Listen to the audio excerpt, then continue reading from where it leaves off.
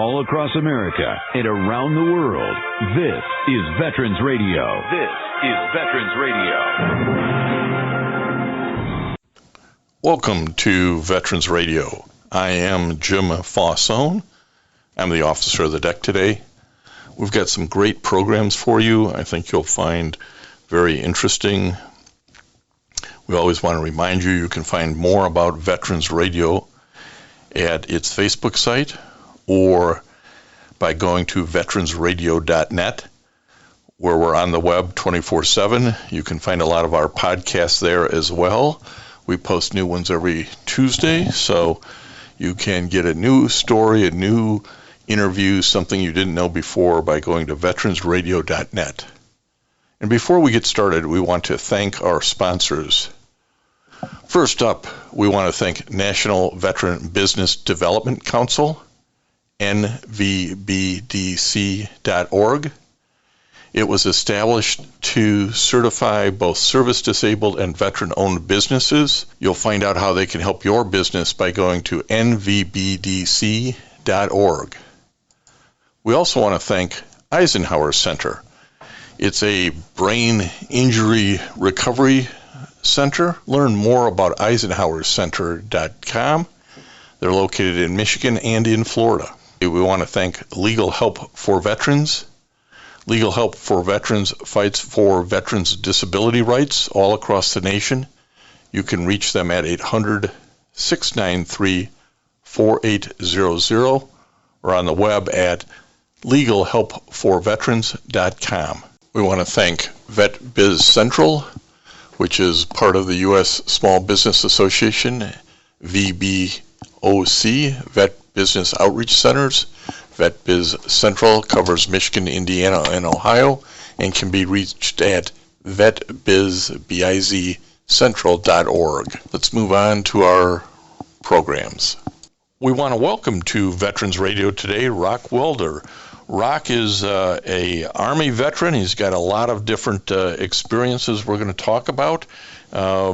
He grew up in Detroit, Michigan, and did time, if you will, in the Army Reserve and the full-time Army, and then the Army National Guard. So we got a lot of things to talk about. Roc, welcome to Veterans Radio.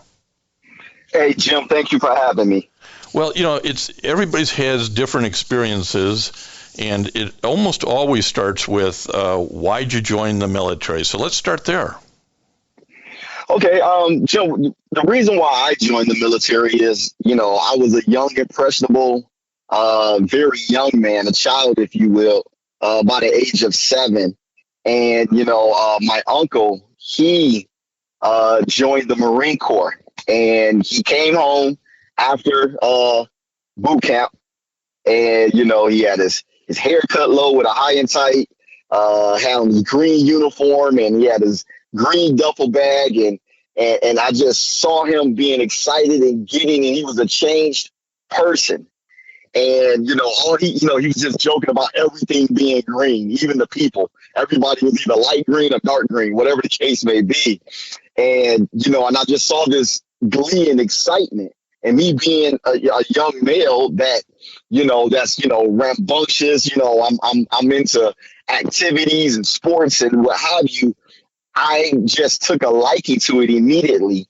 And he had his C bag, and that's the bag that you carry, obviously when you come from boot camp. And he pulled out his Red Marine book. It was basically his company or platoon book about his training there at, while he was in boot camp. And I got a hold of that book and I looked at it and I was gone. So at the age of 7 years old, I just knew what I wanted to be. I wanted to be a Marine, and I held on to that all the way until I became of legal age to be able to, go through the qualification to join. And at the age of 18, I shipped out. And that, pretty much that's the reason why I joined, because I was influenced by somebody really who didn't even know that they influenced me in that way. Well, that's often the case, is that your actions have impact on others, and you may not even know it.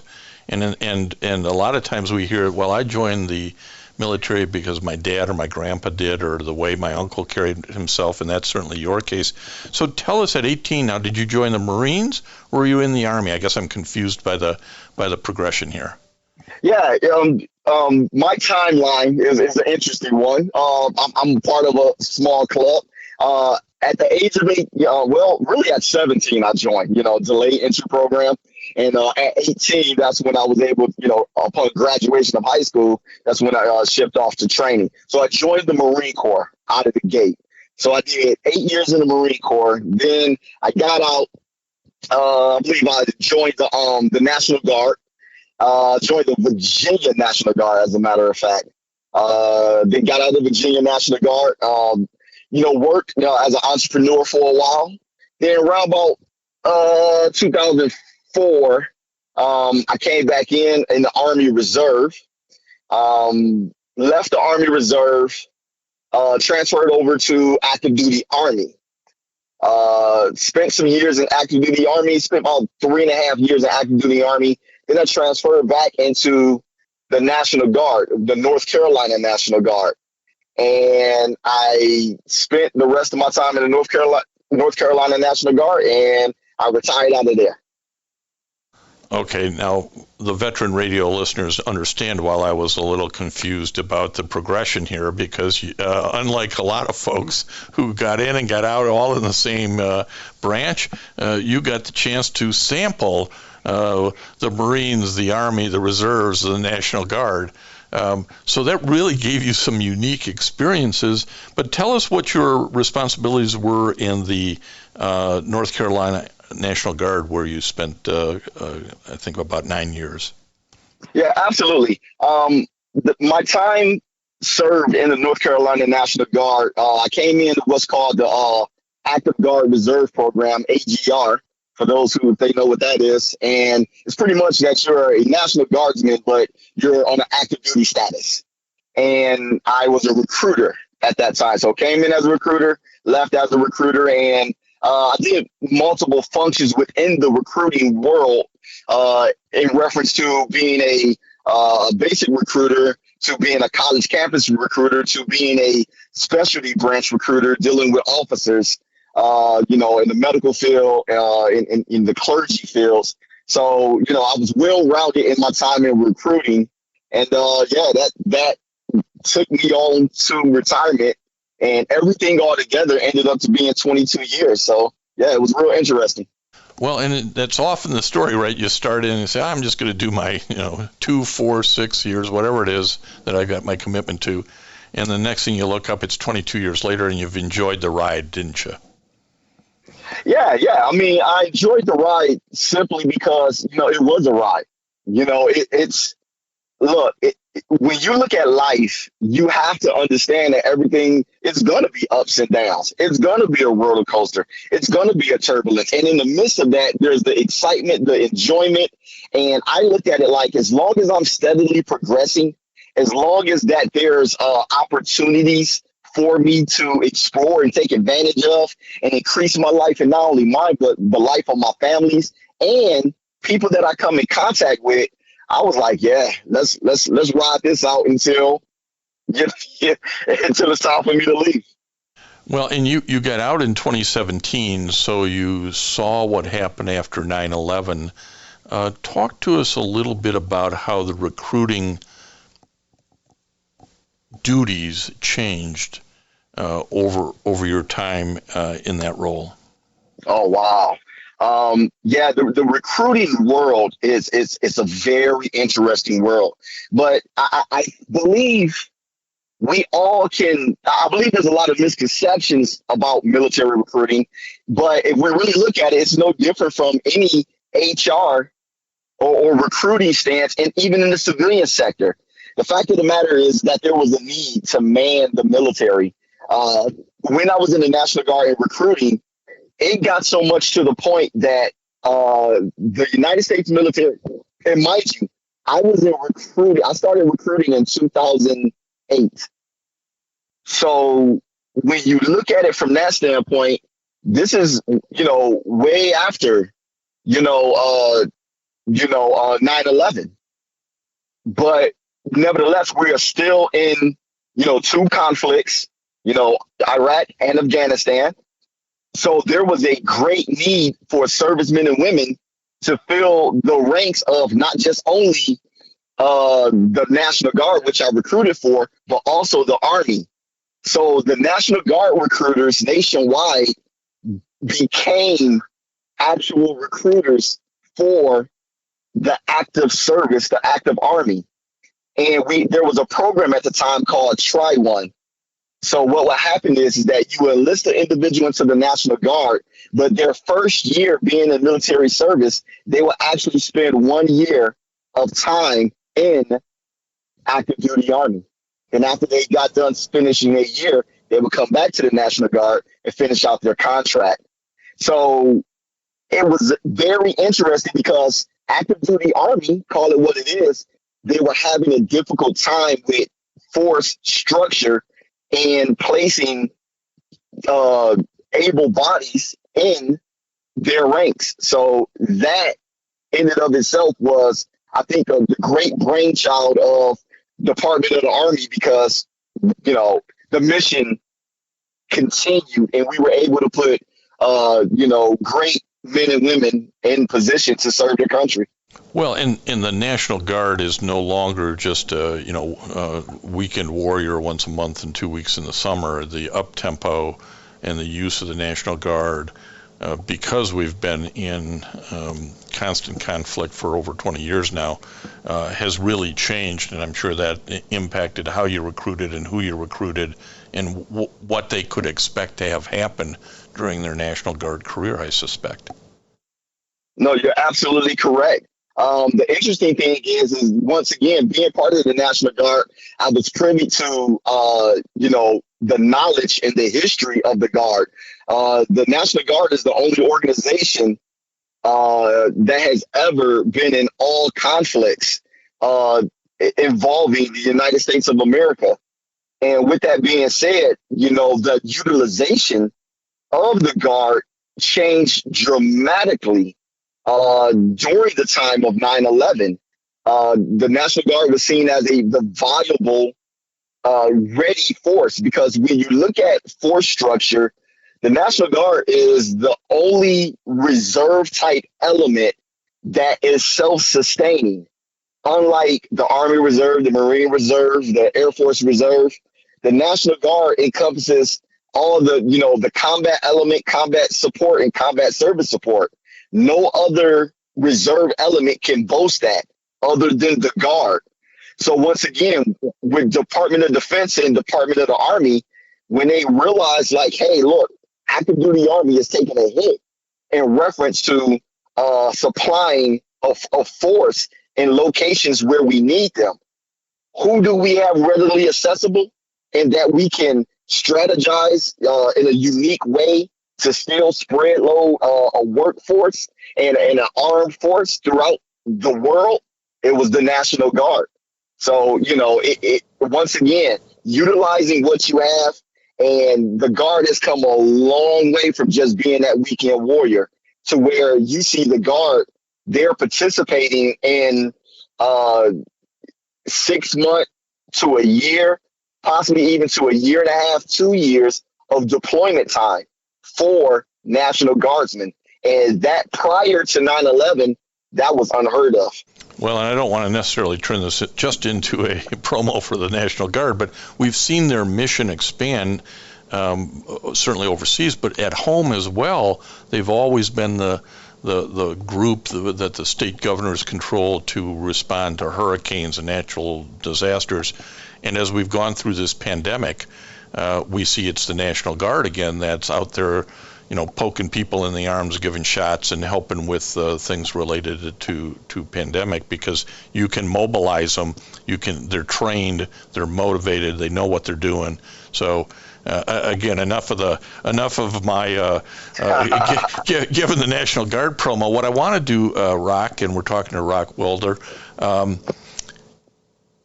I think you're probably in a unique position too to talk about the benefits of military service. It's certainly something you talk to with recruits, but even in your own life, as you now have had the opportunity to look back after retiring for a few years. Talk to us about your views on the benefits of military service. Absolutely. I would say the views, the benefits of military service, it can be overwhelming because there's so many. But, it's one of those things where you really have to engulf yourself from day one to learn what you're entitled to simply because you signed on the dotted line.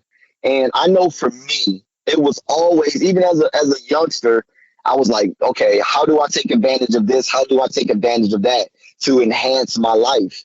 And that, never became,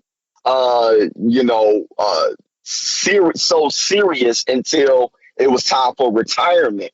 And if I could share any advice with any veteran, that's in and they're nearing retirement, the advice I would share to them, and it became personal for me because during my out processing time, I got some of the best advice in the world.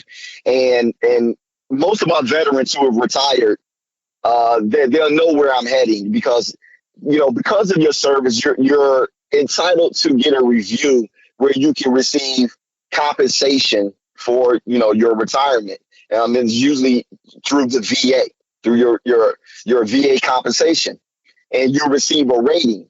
And when I was going through my last physical, my medical physical, I had a nurse that broke it down to me so simple and plain. It blessed me the whole way through. And what she said to me was, she said, please don't speak to me as, Sergeant Wilder. Don't speak to me as the veteran, the leader. She said, speak to me in a sense of, new enlistee Wilder. Explain to me everything that occurred to you, every situation, every medical injury or what have you, from the time that you came in to right now. And when she explained that to me, because I didn't see it that way, I was still stuck in, I'm a leader, I worked through the pain, I just pressed through. Nothing is a big deal. And I was quite, I felt probably ashamed to mention just, some dings and, some just mishaps of, my medical history. But when she explained it to me like that, it made me comfortable to explain to her because she was like, I'm here to help you because I have to notate this based on what you tell me. And because she explained it to me that way, my transition as far as receiving my VA rating couldn't went any smoother. It was the best thing that probably ever happened to me in reference to my out processing. Because when I looked at it that way, and when I looked at everything else that I was entitled to, be it 9/11, GI Bill benefits, be it, housing or whatever you want to call it, I opened myself up to say to myself, as long as I'm candid as I possibly can be, as honest as I possibly can be, and, just receive humbly and be hungry for the information that's out there for me, your transition out of the military service will be one of the best things you ever done in your life. But you have to be open for that, and you have to do a lot of homework prior to getting out, and you have to continue your homework after you've gotten out. I want to go back to two words you just used because I have not heard them put together this way, and I think it really sums it up, in that you have to be humble and hungry. You have to be humble enough to accept help, guidance, information, counseling, whatever it might be, and then you have to be hungry enough to go after that stuff. That's as you put those phrases together, that kind of is what went through my mind. And as I say, Roc, I'm not sure somebody's phrased it quite like that before. Yeah, absolutely. Prior to me getting out, thank God I had a lot of good connections as far as military members who have gotten out prior to me. A lot of seniors that were senior to me in position. They were heading towards retirement. And, I had the vision of knowing, like, look, I may believe that I'm, the best thing that ever happened to the military service. I'm a strapping young guy, but all good things will come to an end. And because I understood what the end would be, I was hungry for, okay, what is going to be the next step? Because what I don't want to end up in is I got out and then I'm trying to correct, or I'm trying to fulfill what should have been available to me prior to me getting out. And once again, what you said, the humble piece came in that was, and I know that's hard for a lot of veterans because, you spend any time in the military, you achieve rank, you achieve status, you achieve position. And, it's not commonplace for a leader to be in a place of need. But when you realize that, you're not the master of everything that's going to happen, the only thing you can be a master of is of your life at that point. I had to put myself in a receiving mode. And thank God that I did, because I received, just like many other veterans, but there's a lot of other veterans who don't understand that the assistance and the help is there. I mean, I'm talking about legal counsel. I'm talking about medical treatment. I'm talking about behavioral health treatment. I mean, you name it, it's there. And all you pretty much have to do is, hey, this is who I am. This is my service. This is what I'm thinking. This is a concern. This is something that I'm interested in. And they're like men and women located within the VA, outside of the VA, partnered with veteran programs that live to help you as long as you're willing to be honest and forthcoming about where your status is in life and where you want to go. And because I take advantage of that, I believe that my quality of life is a great one because of the men and women who desire to continue to serve me because I served. You really approach this, it sounds like, Roc, not that this thing had ended and you are starting over from ground zero, but that you're starting with the next chapter of life, and there's a bunch of people to help you write that book. Do I have that right? Oh, you're spot on. You're spot on, because it is a fraternity. It is a organization that you're still part of. And I would say it like this. I had a friend tell me one time, he said, hey, look, he said he believes America. Let's just take America.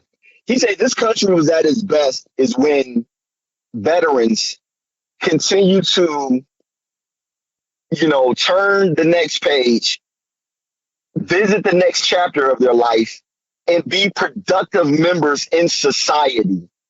And I don't care if that's politics. I don't care if that's in your local government. It doesn't matter if it's within your local organizations, in your churches, or whatever the case may be. Veterans bring such a value of, just tenacity and morals and principles and courage and you name it. We bring such an enrichment into society that America benefits off of us.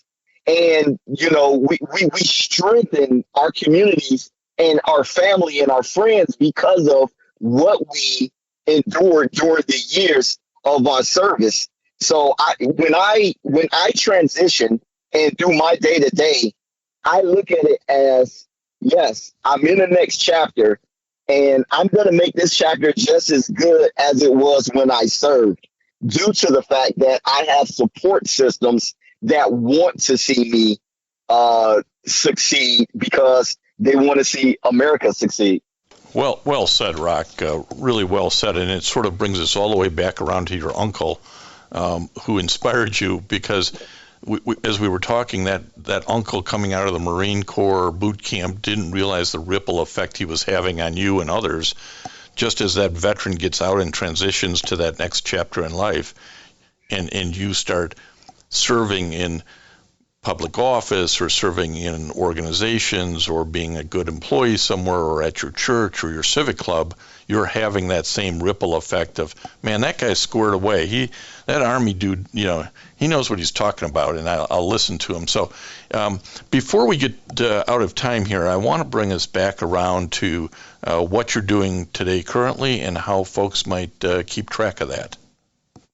Yeah, absolutely. One of the benefits that happened and it's available to all our military veterans. I was able to participate in one of the GI Bill programs, vocational, rehabilitation and education program, which I was, blessed with tuition payments and stipends to get me through school, to seek another career.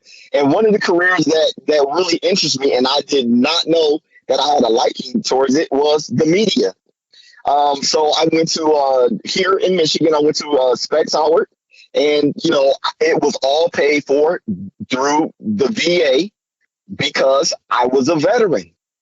And, I, jumped in head first.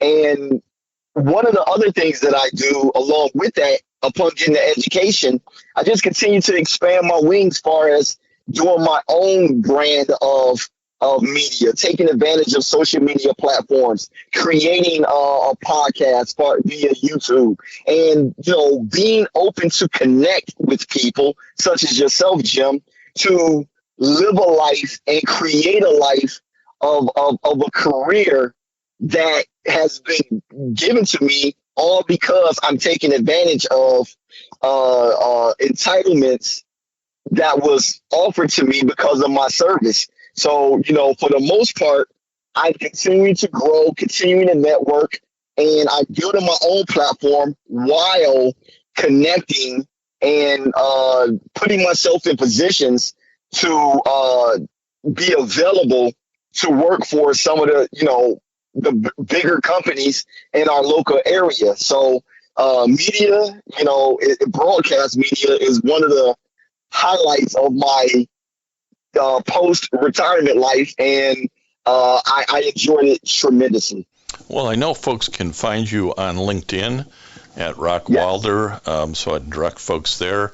And Roc, I want to thank you for taking a little time today to talk with Veterans Radio and give us some of your insights about service and the benefits, and sharing some wisdom about being humble and hungry. Yeah, I would tell anybody this. One of the biggest things I used to say as a recruiter, I will always tell people, one of the best things that you could ever do in joining the United States military is being part of something that's bigger than yourself. I just really don't believe that there's really any other position that's greater than that man or woman who said, you know what, I desire to serve others. And being that selfless leader, being that selfless individual that provides security, that provides a level of consistency in a country where men and women may not know your name, but yet they rest in an environment and in a culture, in a society that you help guard and protect. There's nothing better than it. So if you can see that type of selfless service in your life, there's no better place to be than to be a serviceman and woman in the United States military. Amen, brother. Roc, again, thanks for your time today. Hey, thank you, Jim. And I want to thank everybody for listening to Veterans Radio today. I am Jim Fausone.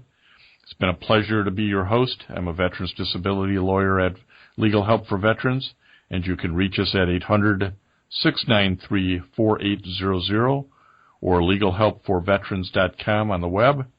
You can follow Veterans Radio on Facebook and listen to its podcasts and internet radio shows by going to veteransradio.net. And until next time, you are dismissed. If you have a VA claim denied by the Board of Veterans' Appeals, contact Legal Help for Veterans at 1-800-693-4800.